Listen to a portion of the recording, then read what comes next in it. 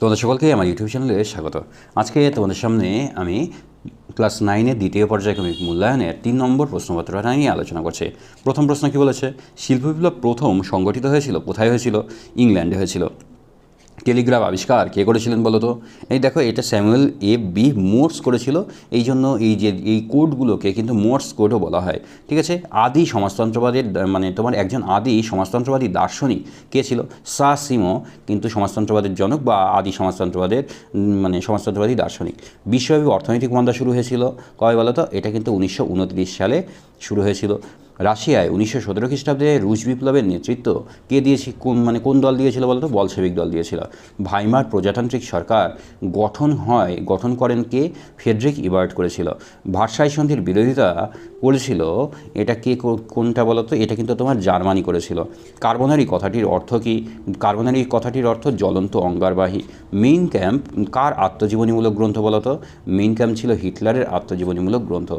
ইংল্যান্ডের শিল্প বিপ্লবের প্রেক্ষাপট রচনা করেছিল কি? রচনা করেছিল বৈজ্ঞানিক আবিষ্কার। বিভিন্ন বৈজ্ঞানিক আবিষ্কার হয়েছিল, আর এই কারণেই কিন্তু ইংল্যান্ডের শিল্প বিপ্লব ঘটেছিল। ঠিক আছে। বিভাগ ক্ষয়ে যে প্রশ্নগুলো আছে সেই প্রশ্নগুলো দেখো। প্রথম প্রশ্ন কী বলেছে? শিল্প বিপ্লবের ফলে উদ্ভূত দুটি নতুন শ্রেণী তৈরি হয়েছিল। এই দুটি নতুন শ্রেণী কি? আমরা জানি যে পুঁজিপতি মালিক শ্রেণী তৈরি হয়েছিল আর শ্রমজীবী শ্রেণী তৈরি হয়েছিল। এবার 2 নম্বর প্রশ্ন বলেছে ভার্সাই সন্ধি কবে স্বাক্ষরিত হয় বলতো? ভার্সাই সন্ধি স্বাক্ষরিত হয়েছিল তোমার 1919 সালের 28শে জুন। ঠিক আছে। মুসোলিনি কার নেতৃত্বে মুসোলিনির নেতৃত্বে কোন দল ক্ষমতায় এসেছিল? এটা কিন্তু ফ্যাসিস্ট দল ক্ষমতায় এসেছিল। সত্য আর মিথ্যা স্পিনিং যিনি আবিষ্কার করেন জেমস ওয়াট, এটা সত্য না মিথ্যা?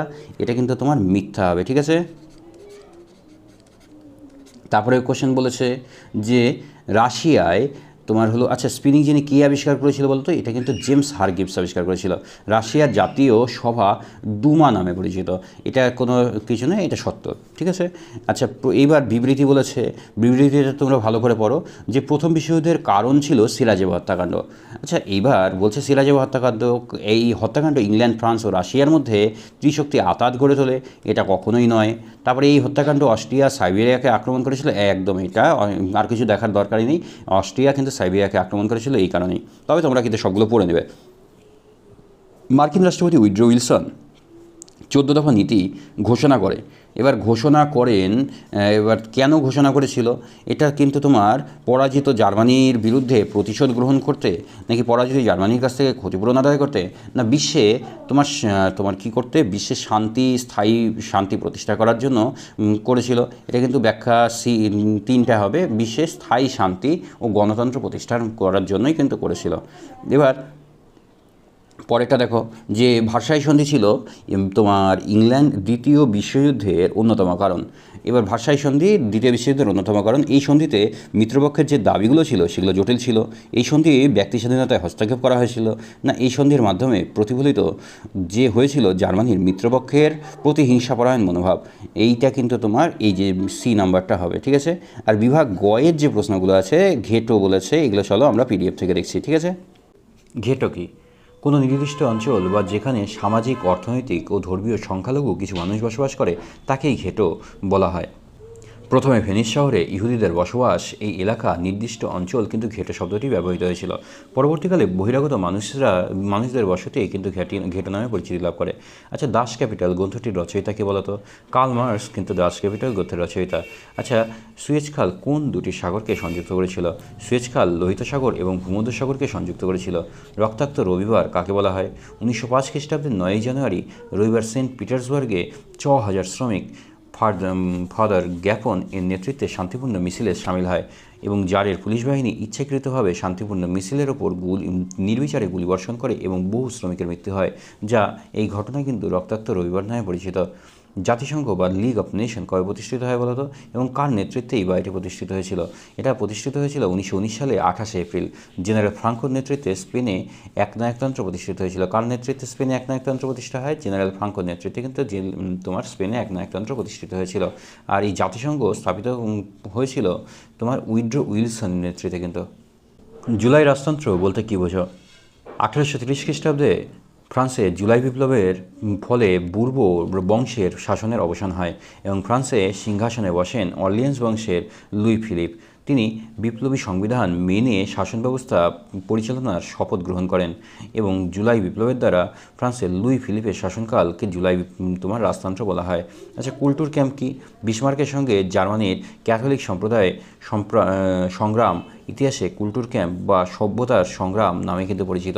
বিসমার্ক একাধিক আইন প্রণয়নের মাধ্যমে ক্যাথলিকদের সম্পূর্ণভাবে দমন করতে প্রয়াসী হয় এবং ক্যাথলিকগণ শ্রমিক ও সমাজতন্ত্রীদের সমর্থন ও সহযোগিতায় একটা শক্তিশালী হয়ে ওঠে। বিসমার্ক রাষ্ট্রের নিরাপত্তায় স্বার্থে ক্যাথলিকদের ওপর আপোষ মীমাংসা করে নেন। এবার দেখো, ইংল্যান্ডে প্রথম শিল্প বিপ্লব কেন হয়েছিল বলো তো? অষ্টাদশ শতাব্দীতে ফ্রান্সে সর্বাপেক্ষা ঐশ্বর্যশালী ও শক্তিশালী দেশ হওয়ার কারণেই কিন্তু ইংল্যান্ডে প্রথম শিল্প বিপ্লব হয়। এবার তার কারণ কিন্তু নানান কারণ রয়েছে। দেখো, এবার পরপর কারণগুলো আমি আলোচনা করছি। কৃষি বিপ্লব। এবার কৃষি বিপ্লবটা কি? অষ্টাদশ শতকে ইংল্যান্ডের জনসংখ্যা বৃদ্ধির সঙ্গে তাল রেখে খাদ্য ও কৃষিজাত পণ্যের উৎপাদন বৃদ্ধি পায়। এর ফলে শিল্পের জন্য কাঁচামাল ও শ্রমিকদের জন্য সস্তায় খাদ্যের কোনো অভাব হয়নি। বিশ্বব্যাপী বাজার। এবার এই সময় ইংল্যান্ডের কৃষকদের আর্থিক সচ্ছলতা বেড়ে গেলে তাদের শিল্পপণ্য কেনার ক্ষমতা বাড়ে। তাছাড়া ইংল্যান্ডের উপনিবেশগুলি তাদের পণ্য বিক্রির একচেটিয়া বাজারে পরিণত হয়। সুলভ শ্রমিক ও মূলধন ও সপ্তদশ শতকে ইংল্যান্ডের জনসংখ্যা ক্রমশ বৃদ্ধি পেয়েছিল। এই সময় ইউরোপের বহু শ্রমিক রুজি রোজগারের খোঁজে ইংল্যান্ডে আসতে শুরু করলে শ্রমিকের যোগান কিন্তু সহজলভ্য হয়। সেই সুলভ শ্রমিক শিল্প বিপ্লবের সহায়ক হয়। শিল্প বিপ্লবের জন্য অতি প্রয়োজনীয় উপাদান ছিল কিন্তু মূলধন ও পুঁজি।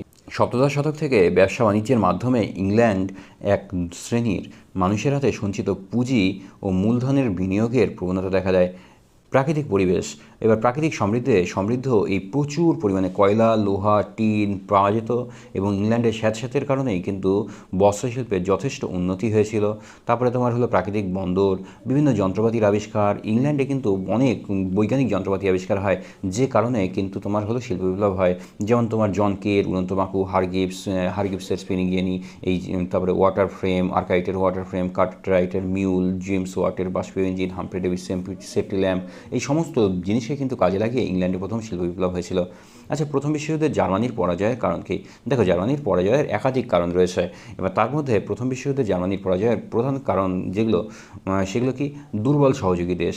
আচ্ছা, বিশ্বযুদ্ধে দুটি জোট শক্তির মধ্যে কোনো নির্দিষ্ট দেশের সঙ্গে কিন্তু তিনি যুক্ত হয়নি, বা জার্মানির কোনো জোট শক্তি বা তার সদস্য দেশগুলো কিন্তু তুলনামূলকভাবে অনেকটাই বেশি দুর্বল ছিল। আবার বিপরীত দিকে যদি বলো, শক্তিগুলো কিন্তু জার্মান জোটের তুলনায় অনেক বেশি শক্তিশালী ছিল এবং যার ফলে মিত্রশক্তির সাথে মোকাবেলা করা জার্মানির পক্ষে কিন্তু দুরূহ হয়ে উঠেছিল। আধুনিক যন্ত্রপাতির অভাব। এবার জার্মানির কাছে পর্যাপ্ত অর্থ না থাকলে মিত্রশক্তি ইংল্যান্ড ও ফ্রান্সের তো অস্ত্রের তুলনায় কম ছিল। এবার পর্যাপ্ত কিন্তু জার্মানির কাছে অস্ত্র ছিল, তারপরেও তোমার ইংল্যান্ড আর ফ্রান্সের থেকে কিন্তু কম ছিল। এবার ফলে যুদ্ধক্ষেত্রে তাদের সঙ্গে লড়াই করা কিন্তু সহজ হয়নি। প্রয়োজনীয় রসদের অভাব। ইংল্যান্ড ও ফ্রান্সের উপনিবেশ ছিল জার্মানির থেকে অনেক বেশি, সেই জন্য দীর্ঘদিন ধরে যখন যুদ্ধ চলেছিল তখন কিন্তু যুদ্ধের রসদ অর্থাৎ খাদ্যের সরবরাহ কিন্তু এদের থেমে থাকেনি। আর তারপরে দুর্বল নৌশক্তি। জার্মানির নৌশক্তি কিন্তু তুলনামূলকভাবে ইংল্যান্ডের থেকে অনেকটাই দুর্বল ছিল। আমরা জানি যে ইংল্যান্ডকে সমুদ্রের রানী বলা হয়, অর্থাৎ সামুদ্রিক শক্তির দিক থেকে ইংল্যান্ডের কিন্তু জুড়িমেলা ভার। তাই দুর্বল নৌশক্তির কারণেও কিন্তু জার্মানি পরাজয়ের মুখ দেখতে বাধ্য হয়। বা দুই রণাঙ্গন তৈরি। অক্ষশক্তি প্রধান দেশ ছিল জার্মানি, ফলে তার দায়িত্বও বেশি ছিল। জার্মানিকে একই সঙ্গে পূর্ব ও পশ্চিম রণাঙ্গনে প্রধান দায়িত্ব নিতে হয়েছিল, কিন্তু মিত্রশক্তির কোনো দেশকে এমন কোনো দায়িত্ব গ্রহণ করতে হয়নি। ফলে কিন্তু জার্মানি দুর্বল হয়ে পড়ে, পরাজয় বরণ করতে বাধ্য হয়। কূটনৈতিক ব্যর্থতা। কূটনৈতিকতে জার্মানি অত্যন্ত দক্ষতার পরিচয় দিতে পারেনি, কিন্তু মিত্রশক্তি কূটনীতির দ্বারা ইতালিকে তার নিজের দিকে টেনে নেয় এবং মার্কিন যুক্তরাষ্ট্র পরবর্তীকালে মিত্রশক্তিতে যোগদান করে। ফলে মিত্রশক্তি কিন্তু অনেক বেশি শক্তিশালী হয়ে ওঠে। জার্মানির পক্ষে মোকাবেলা করা কিন্তু সম্ভব হয় না। যুদ্ধে আমেরিকার যোগদান। আমেরিকা প্রথম থেকে মিত্রপক্ষের রসদ যোগান দিয়ে আসছিল। শেষের দিকে সরাসরি সামরিক শক্তি নিয়ে তোমার আমেরিকা অক্ষশক্তির বিপক্ষে ঝাঁপিয়ে পড়লে জার্মানির পরাজয় কিন্তু অবশ্যম্ভাবী হয়ে পড়ে। আর এই সকল কারণগুলোর কারণেই কিন্তু জার্মানি পরাজিত হয়েছিল। ঠিক আছে, গ্রিসের স্বাধীনতা যুদ্ধের কারণ কী ছিল?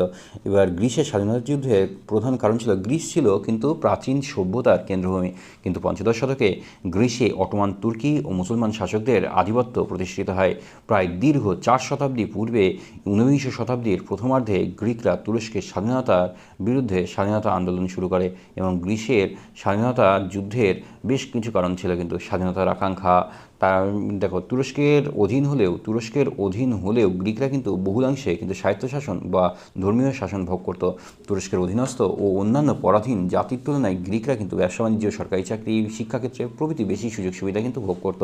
ঠিক আছে, এবার এরূপ পরিস্থিতিতে সংকীর্ণ স্বাধীনতার পরিবর্তে তুরস্কের স্বাধীনতা, অত্যাচার, বৈষম্যমূলক কর ব্যবস্থা, এই সমস্ত কিছুর কারণে কিন্তু তুর্কি শাসনের প্রতি ঘৃণা সঞ্চার হয়। এবং তোমার সাহিত্যেরও প্রভাব কিন্তু যথেষ্টই ছিল। অষ্টাদশ শতকে তোমার গ্রিক পণ্ডিতের নেতৃত্বে, তোমার কুয়ারসের নেতৃত্বে যে মননশীল সাহিত্যের ব্যাপক প্রসার হয় এবং ঐতিহ্যের পুনর্জীবন ঘটে এবং জনগণের জাতীয়তাবোধ জাগরিত হয়। ফরাসি বিপ্লবের প্রভাব, 1789 সালে যখন ফরাসি বিপ্লবের সাফল্য চারিদিকে ছড়িয়ে পড়ে, তা কিন্তু এদেরকে অনুপ্রাণিত করেছিল। বা হেটেরিয়া ফিলিপ নামে একটা গুপ্ত সমিতি বা গ্রিক জাতীয়তাবাদ প্রসারে কিন্তু অগ্রণী ভূমিকা নিয়েছিল, এবং গ্রিসের সমস্ত অঞ্চলে কিন্তু স্বাধীনতা গোপন প্রস্তুতি শুরু হয়ে যায়। তোমাদের যদি ভিডিওটা ভালো লাগে তাহলে অবশ্যই লাইক, শেয়ার এবং সাবস্ক্রাইব করো, বন্ধুদের মধ্যে বেশি থেকে বেশি পরিমাণে শেয়ার করো। ধন্যবাদ সকলকে।